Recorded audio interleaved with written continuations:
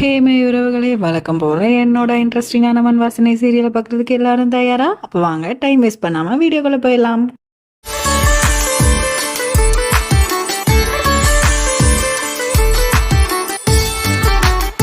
இங்கே நம்ம கௌரி ஜக்கு மேலே செம்ம காண்டில் இருந்துட்டு இருக்கா. அப்போன்னு பார்த்து ஜக்குக்குமே அண்டர்ஸ்டாண்ட் ஆகுது. சரி, நம்மளால தான் பிரச்சனை அப்படின்னு சொல்லிட்டு அவளுக்காக கொஞ்சம் பால் எடுத்துகிட்டு வந்து இதை குடிமா, ப்ரெக்னென்சி டயத்தில் ஏதாவது சாப்பிட்ணுன்னு சொன்னோன்னே அவள் கேட்குறா, ஓ உனக்கு இந்த மாதிரி என்னை கேர் பண்ணிக்கலாம் தெரியுமா ஜக்கு அப்படின்னோடனே இவன் வந்துட்டு அப்படி வாய மூடிட்டு, இந்தா இதை முதல்ல குடி, கோவப்படாத, எதுக்குமே சாப்பிடாம இருக்கக்கூடாது அப்படின்னு சொல்லிட்டு அவளையுமே கொஞ்சம் ரொமான்டிக்காக ஆக்குறான். அப்போ வந்துட்டு ரெண்டு பேருமே ரொமான்டிக்காக பண்ணும்போது திடீர்னு எங்கேருந்து ஃபோன் வருது. அந்த ஃபோனில் யாருன்னு பார்த்தா நம்ம ஆனந்தி தான். ஐயோ, இவன் என்ன நேரங்கட்ட நேரத்தில் கால் பண்ணுறாளே அப்படின்ற மாதிரி அவன் முழிச்சிட்டு இருக்கான். உடனே இவளுமே காலை கட் பண்ணவும் அவன் ஃபோனை பிடுங்கிட்டு அவளா அப்படின்ற மாதிரி பார்த்துட்டு ஃபோனை அந்த பக்கம் மாற்றி வச்சுட்டு இவளையுமே வந்துட்டு தூங்க வைக்கிறான் ஒரு வழியா. இவன் நல்லா தூங்குனதுக்கு அப்புறமா இங்க ரெண்டு பேரும் ஊஞ்சல்ல உட்காந்து விளையாண்டுட்டு இருக்கிற மாதிரி நம்ம ஆனந்தி கனவு கண்டுட்டு இருக்கா. அப்போ வந்து ஜக்குவுமே திரும்ப கூப்பிடுறான் ஃபோனில். அப்போ உடனே இவன் சொல்கிறான், எதுக்கு கால் பண்ணியிருந்த அப்படின்னு சொன்னோன்னே, இல்லை நான் வந்துட்டு எல்லாரும் முன்னாடியும் ப்ரூஃப் பண்ணிட்டேன், நான் வந்து தப்பு பண்ணலன்ட்டு அந்த பையனை கண்டுபிடிச்சாச்சுன்னு சொன்னோன்னே இவனுமே ரொம்ப வெரி குட், இப்படி தான் இருக்கணும் அப்படின்னு சொல்லிட்டு காலை கட் பண்ணிட்டு திரும்பவும் அந்த பக்கத்து வீட்டு ஆண்டியுமே பார்த்துடுறாங்க.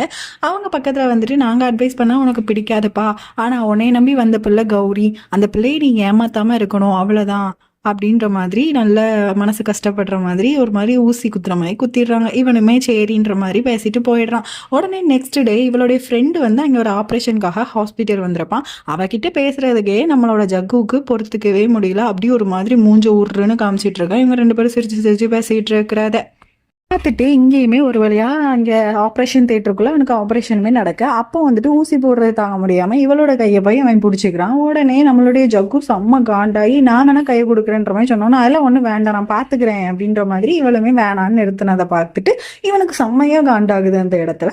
அப்போ உடனே இவன் எல்லாமே முடிச்சுட்டு கேட்குறான், நீ என்ன ரொம்ப தான் ஒரு அட்வான்டேஜ் எடுத்தவன்ட்ட பேசிட்டு இருக்க அப்படின்னு சொன்னோடனே ஒரே ஒரு வார்த்தை தான் கேட்குறா, அன்னைக்கு நான் இதே உங்ககிட்ட திரும்பி கேட்கும் போது உனக்கு எவ்வளோ கோவம் வந்துச்சு, அவன் ஒரு பேஷண்ட், நான் ஒரு டாக்டர், அந்த இடத்துல யாரா இருந்தாலும் நான் அப்படிதான் பண்ணுவேன்னோடனே இவனுமே மூஞ்சி இப்படி ஒரு மாதிரி வச்சுட்டு போயிடுறான். இங்க நம்ம ஆனந்திக்கு எல்லாரும் ஓட்டு போடுங்க அப்படின்ற மாதிரி அவளுமே எம்எல்ஏக்கு நிக்கிறா. அந்த ஊர்ல ஏதாவது நம்மளால ஒரு நல்லது நடந்துராதான்ட்டு அந்த ஊர் மக்களுமே அவளுக்கு சப்போர்ட் பண்ற மாதிரி நல்லபடியா எல்லாரும் ஓட் பண்ணுங்க அப்படின்ட்டு ஊர் ஊரா போயிட்டு ஓட்டு கேட்டுட்டு இருக்காங்க.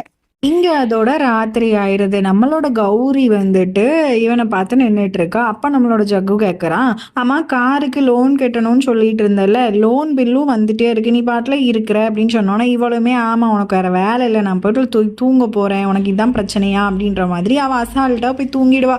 இவனுமே என்ன பண்ணுன்னு தெரியாம நின்றுட்டு இருப்பான். நெக்ஸ்ட் டேவே இவன் வந்துட்டு ஒரு சீஃப் டாக்டர் மாதிரி ஒருத்தங்க இருப்பாங்க. அவனை பார்த்துட்டு, உங்களுக்கு எதுக்கு இந்த தேவையில்லாத வேலை அப்படிம்பாங்க, என்னத்தை பத்தி பேசுறீங்கன்னு சொன்னோன்னா ஒரு செக் எடுத்து காமிச்சிட்டு, இது நீங்கள் பண்ண வேலை தானே, நீங்கள் தானே என் ஒய்ஃபுக்கு வந்து கார் வாங்கி கொடுத்துருக்கீங்க, நீங்கள் யாருங்க இதெல்லாம் பண்ணுறதுக்கு அப்படின்னு சொன்னோன்னே இவன் உடனே வந்துட்டு கேட்குறா, நீ வந்துட்டு அவளுக்கு ஹஸ்பண்ட்னா அவளுடைய ஃப்ரெண்டு, அவளுடைய கஷ்டத்தில் கூட நிற்கிறது தானே நல்லது, அவள் ப்ரெக்னெண்ட்டாக இருக்கும்போது அவளை எப்படி நான் தனியாக விட முடியும் அப்படின்னு சொல்லவுமே இவன் வந்துட்டு, அதெல்லாம் உங்களுக்கு எதுக்குன்னொன்னே பின்னால் இருந்து ஒரு கொலை ஜெகதீஷ் அப்படின்ட்டு பார்த்தா நம்ம கௌரி தான் வந்துட்டு, நீங்கள் போங்க நான் வந்து உங்ககிட்ட பேசுகிறேன் அப்படின்ற மாதிரி சொல்லிடுவா. உடனே இவனையுமே ஒரு மாதிரி பார்த்துட்டு அங்கே கேபினுக்கு போகிறா. அப்போ நல்லா அவள் ஃப்ரெண்டு வந்து திட்டி விட்டுடுறா, உன் ஹஸ்பண்டுக்கு வந்து வெளியாளுங்க முன்னால் எப்படி நடந்துக்கணும்னே தெரியாதா, இங்கீதம் இல்லாதவன் அப்படின்ற மாதிரி திட்டினோன்னே இவன் செம்ம கோவத்தில் வீட்டுக்கு வரா. அந்த கையோட ரெண்டு பேருமே டமால் டுமில சண்டை போடுறாங்க. அவன் சொல்றான், நீ வந்ததுல இருந்தா என் நிம்மதி போச்சு, இவ சொல்றா என்ன ஏன்டா கல்யாணம் பண்ணேன்னு. பக்கத்து வீட்டுல வந்துட்டு வாடகை கேட்ட வந்த ஹவுஸ் ஓனர் ஆன்டி வந்து பாத்துட்டு இருக்காங்க, ஏன் இதுங்க சண்டை போடுதுங்க. அந்த அக்கா போவோம், அந்த ஹஸ்பண்ட் வந்து சொல்றாங்க நீங்க போகாதீங்க, அப்பா ஹவுஸ் ஓனர் என்ன தாண்டி பிரச்சனைன்னு கேட்டவுடனே, ஆமாமா இந்த கௌரி பிள்ளை என்னைக்கு இவ்வளவு கல்யாணம் பண்ணிச்சோ அன்னைக்கே இவனுடைய நிம்மதி எல்லாம் போயிருச்சு அப்படின்னு சொன்னோம். இவங்களுக்கு ரொம்ப ஷாக் ஆகுது, கௌரி அவ பேரு அப்படின்னோடனே இவளுமே ஆமா கௌரி தானே அப்படின்னோடனே, என்னது கௌரியா அப்படின்ற மாதிரி மூஞ்சில் அப்படி கண்ணெல்லாம் பிதுங்கி பட்டப்பட்டப்பட்டான்னு இவங்களுமே அவளுடைய வீட்டுக்கு வந்து அவளுடைய ட்ரெஸ் எல்லாத்தையுமே பீரோவில் திறந்து எடுத்து கீழே போட்டு, இனிமே ஒரு நிமிஷம் கூட நீங்கள் இந்த வீட்டில் இருக்கக்கூடாது, நீனும் ஹஸ்பண்டும் என்னை வந்து ஏமாத்திருக்கீங்க, ஆல்ரெடி ஒரு கல்யாணம் ஆனவனை கூட வந்துட்டு நீ வந்து கல்யாணம் பண்ணி கூட்டிகிட்டு வந்திருக்க, அதெல்லாம் கூட எனக்கு பிரச்சனை இல்லை, எப்பா சாமி நீ என்ன சொன்ன, இவளுடைய பேர் வந்து சஞ்சிதான்னு சொன்னியே, கல்யாணம் ஆயிட்டுன்னு சொன்னியே, ஒன்றுமே ஆகாமல் என்னை நீ வந்து ஏமாத்திருக்கீங்க, நீ உன் பேரே கௌரின்றது இவங்க சொல்ல போய் தான் எனக்கே தெரியுது, ஒழுங்கு மரியாதையே ஒரு நிமிஷம் கூட நிற்காம வெளியில போயிடணுன்ற மாதிரி அவங்களுமே திட்டிடுறாங்க. இதுக்கு தண்டனையாக நீங்கள் 4 பேருமே இந்த வீட்டை விட்டு வெளியில் போங்கன்னு சொன்னோன்னே 4 பேருமே வீட்டை காலி பண்ணிவிட்டு எங்கெல்லாம் வீடு கிடைக்கும் அங்கெல்லாம் போய் கேட்குறாங்க. கிடைக்கலன்னொன்னே ஒரு குடிசை வீட்டில் தான் வந்து பழைய மாதிரி இருக்காங்க.